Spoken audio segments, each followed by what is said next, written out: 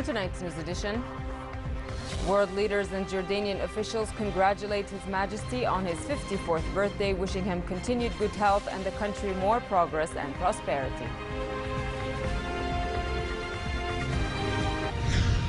Palestinian negotiator Saab Ariqat welcomes a statement by France saying that if a new effort by Palestinian-Israeli talks fails, Paris will recognize Palestine as a state. And a Syrian military official says recent progress by the Syrian army on the battlefront would gain the government significant advantages in the Geneva peace talks. Good evening and welcome to the news at 10. Jordan celebrates today the 54th birthday anniversary of His Majesty King Abdullah. On this occasion, leaders of Arab and friendly countries, as well as senior Jordanian officials representing all sectors, sent His Majesty cables of good wishes. Born in Amman on January 30th, 1962, King Abdullah is the eldest son of His Majesty the late King Hussein and Her Royal Highness Princess Muna.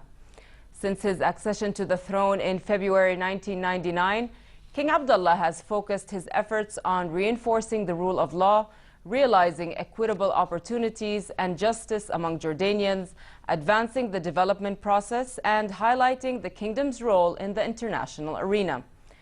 Jordanian well-wishers expressed pride in king and country as they embrace progress, modernization, and the continued building of the country, which they said has been spearheaded by the king's wisdom, ability, and resolve.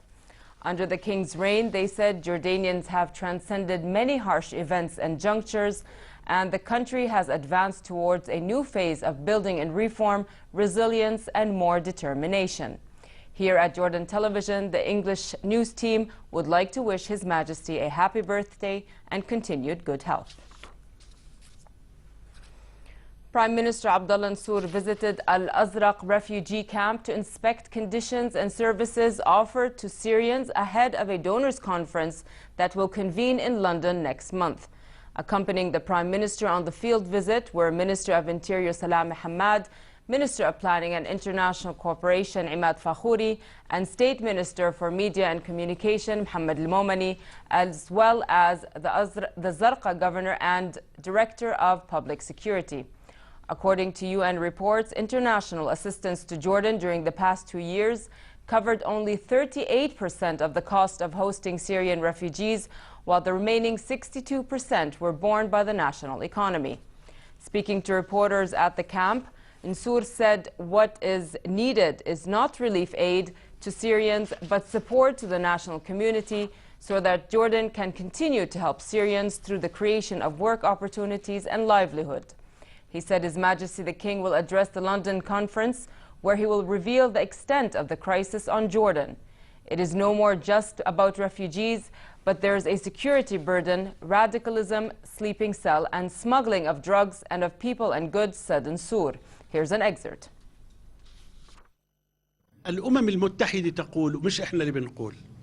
هذا العام 2016. The United Nations says that the cost of hosting Syrian refugees on the national economy this year will be $2.7 billion. We urge the international community to assist in raising these funds as we continue to carry out our duties as we did last year towards Syrians in Jordan. In addition to that, we need markets for our investments, the revenue of which is being used to provide work opportunities to Syrians until they can return to their hometowns. Palestinian negotiator Saab Ariqat welcomed a statement by France to recognize a Palestinian state if a new push to find a solution between the Palestinians and Israelis fails. French Foreign Minister Laurent Fabius said Paris would begin preparing on the coming weeks an international conference bringing together the parties and their main partners, including American, European, and Arab partners.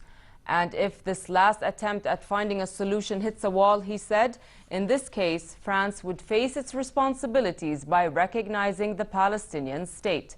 A French diplomatic source said the aim was to launch the conference before the summer and that it would not be accompanied by a UN Security Council resolution, which would inevitably fail. Speaking in Jericho, Ariqat said a new approach and new participation in the peace process is required. We welcome the statements of Mr. Fabius, the Foreign Minister of France. We believe this is timely. We believe our region is going through one of the most critical juncture in its history. We believe that the war against terror must succeed, must prevail, but we cannot ensure this without a balance. That is to end the Israeli occupation and establish a Palestinian state on the 1967 lines with East Jerusalem as its capital. And I think the call of Mr. Fabius yesterday is a realization that this Israeli government is a government for settlers, by settlers, and to the settlers. They are doing nothing but to torpedo and undermine the two-state solution, trying to maintain the status quo of one-state, two-system apartheid, which will add to the complexities and to the extremism in this region. Syrian government forces engaged in clashes with the opposition centering in Rabia, located in the northern part of Latakia province. The government army recaptured the town, but military contention is still going on in surrounding areas. According to senior military officers of the Syrian forces, under the opposition's occupation, Rabia fell into a hub for the smuggling of arms and illegal militants. Backed by Russian airstrikes, the Syrian army was able to take the town back after the destruction of the opposition's strongholds and armored vehicles. The capture of Rabia means the Syrian government has brought 90% of the province under its control. Meanwhile, the Syrian government has gained advantages in the new rounds of internationally backed peace talks thanks to its recent military victory, according to experts attending the talks. In the last 2 weeks, Syrian forces continued recovering several towns in the northern and southern parts of the country, including important border towns Salma, Rabia, and Al-Sheikh Miskin. The new round of peace talks on the Syrian crisis kicked off in Geneva yesterday, and although the situation in the country remains complicated, the recent progress on the battlefront would gain the government significant advantages in the talks, said Mazen Bilal, political analyst in Syria. Rafiq Nsour, a colonel in the Syrian army, agrees that war and political decisions are closely related. الحروب كانت ترتبط ارتباط وثيق بالطاولة Any war is السياسية closely related to the political decisions and talks on the conference table. We hope our victories will be reflected in the talks. This will impact the third Geneva talks, and we understand that. In the ongoing war against Daesh, the United States and allied forces targeted members of the group in Iraq with 17 strikes yesterday and 16 strikes in Syria, according to a statement by the U.S. military issued today. The statement said 7 of the strikes in Iraq were near Mosul, hitting 5 Daesh tactical units and weapon caches, while 2 of the strikes in Syria hit a Daesh-controlled oil and gas separation plant near Raqqa. Almost 40 people drowned after a boat carrying migrants to Greece sank off Turkey's western coast. The Turkish Coast Guard continued search and rescue efforts, where the 17-meter boat carrying at least 120 people sank off the coast of a town across from the Greek island of Lesbos. We get more in this report. On Turkey's western coast, more bodies have washed ashore after the latest tragedy on the Aegean Sea. Officials say almost 40 refugees and migrants are dead after their boat sank on the way to Greece. Police detained one man on suspicion of human trafficking. He denies any wrongdoing. I didn't do it. I swear I didn't do it. I had 6 relatives on that boat. I had 6 relatives, and I don't even know whether they are dead or alive. I was also on that boat. This is just the latest tragedy in a crisis that saw more than 1 million refugees and migrants arrive in Europe last year, an influx that leaders are struggling to cope with. German Chancellor Angela Merkel, who has long pushed for an open-door policy for refugees, is finding more and more opposition.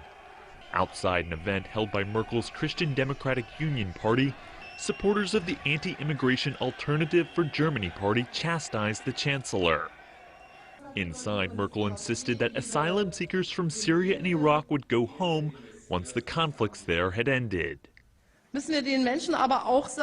We must also tell people, you have a temporary resident status, and we expect that once Syria is peaceful again, once Islamic State is defeated in Iraq, you will go back home. taking with you the knowledge you have gained while here. Back in Turkey, as the Coast Guard unloads the victims, survivors face another decision: attempt the crossing again and risk death, or turn back and go home. Near the Greek island of Samos, meanwhile, 15 migrants were rescued by Italian Coast Guard in a challenging operation. The migrants, including 4 women and 5 small children, were found stranded on the rocks late at night, the Coast Guard said. Another Italian Coast Guard vessel rescued some 31 migrants from 3 rubber boats near the Greek island of Kos overnight, according to a statement by the Coast Guard. The Italian Coast Guard is operating in Greece as part of the European Union border force Vortex. More than 1 million refugees and migrants arrived by land and sea in the European Union last year, and some 3,600 died or went missing. Brazil is losing the battle against the mosquitoes spreading Zika virus, according to President Dilma Rousseff, who is calling for a national effort to eradicate the insect. She said the virus has now become an international threat, especially difficult to combat, given that much remains unknown as it spreads rapidly in the Americas. Next month, on the 13th, more than 200,000 soldiers will join a nationwide effort in Brazil to eliminate mosquito infestations, and battalions have begun specialized training. Here's more. A worker at a maternity hospital in El Salvador talks to pregnant women about how to prevent the mosquito-borne virus Zika. With more than 6,000 cases registered in this country alone, the virus is particularly dangerous to pregnant women, as it could cause devastating birth defects in infants. The government has gone so far as to recommend that women avoid getting pregnant for the next 2 years. Carla Beatriz is already pregnant and is concerned. I think everyone, especially those of us who are pregnant, are scared, she said. For us, it would be painful, but for our children, it would be even worse. Zika is now present in 23 countries and territories in the Americas. In Nicaragua, the government has started fumigating homes in a campaign to help control the mosquito population. Similar measures are being taken at homes and buildings in Honduras. Pregnant women here are also getting pre-screened. Ana Raquel Gomez is a chief gynecologist. Prenatal testing is important, she said. There will be an early ultrasound at 20 weeks to evaluate the baby's growth. Zika has been linked to brain damage in thousands of babies in Brazil. There are about 3,700 cases of the birth defect microcephaly with strongly suspected links to Zika. UK-based Oxitec lab scientists have worked out a new solution of using mosquitoes to fight mosquitoes against the outbreak of the Zika virus. They say the mosquitoes to be used are not the same as those in the wild, but genetically modified and cannot survive very long outside of a lab setting, thus reducing the lifespan of infectious mosquitoes after reproducing. Facebook has prohibited global users from coordinating person-to-person private sales of firearms on its online social network and its Instagram photo-sharing service. The move came after U.S. President Barack Obama urged social media companies to clamp down on gun sales organized on their platform as the United States debates the issue of access to guns after a string of mass shootings. Licensed retailers will still be able to advertise firearms on Facebook that lead to transactions outside of Facebook services. Groups advocating increased gun control applauded the new policy. And a group of Bavarian swimmers braved icy waters for traditional Danube dip. Some 22,000 hardy swimmers plunged into the icy waters for a traditional January dip in the Bavarian town of Neuburg as thousands of spectators gathered on the riverbank to watch. The wetsuit-clad swimmers tackled the 4-kilometer course, many of them also donning comedy hats and accompanied by themed rafts. 40 people braved water temperatures of just 3 degrees, wearing nothing more than ordinary swimming trunks, and tackled a shortened route of several hundred meters. The air temperature was exceptionally mild for this time of year at around 10 degrees Celsius. Today was the 47th edition of the swim, which many participants return to year after year.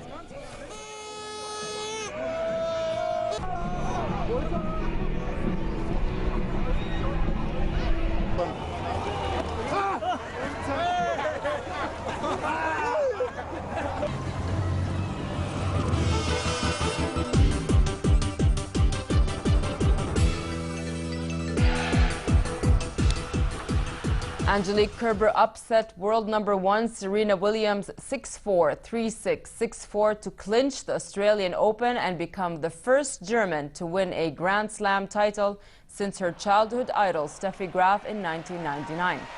The 7th seed Kerber played superb defensive against the powerful Williams, ultimately forcing her to play an extra shot that contributed to 23 unforced errors from the American in just the first set.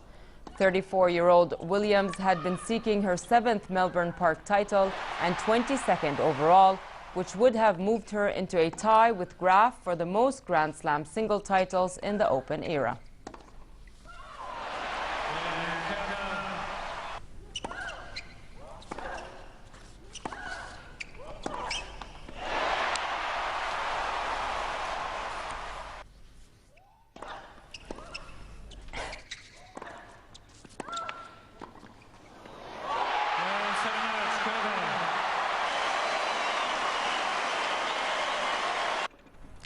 Ian Williams of Great Britain defeated Taylor Canfield of the U.S. Virgin Islands 3-0 in the final of the Monsoon Cup in Malaysia to win his 6th World Championship title on the World Match Racing Tour. Coming into the Monsoon Cup final, the fate of the World Match Racing Tour title rested between the defending champion Williams and Canfield, the 2013 champion. Despite this, Williams and his crew had little trouble winning all 3 races against Canfield to add to his world titles, which he first won in 2007. And finally, the weather outlook. It continues to be cold in most regions for the rest of tonight, with partly cloudy skies and light variable winds. Freezing conditions prevail in the late hours of the night across the kingdom, including the northern Jordan Valley. Tomorrow, a slight rise in temperature is expected, but it remains relatively cold in most regions during the day and fair in the Jordan Valley and the Dead Sea. The Gulf of Aqaba should expect fair conditions tomorrow with northerly moderate to brisk winds and calm seas. Next are the lows and highs for tonight and tomorrow.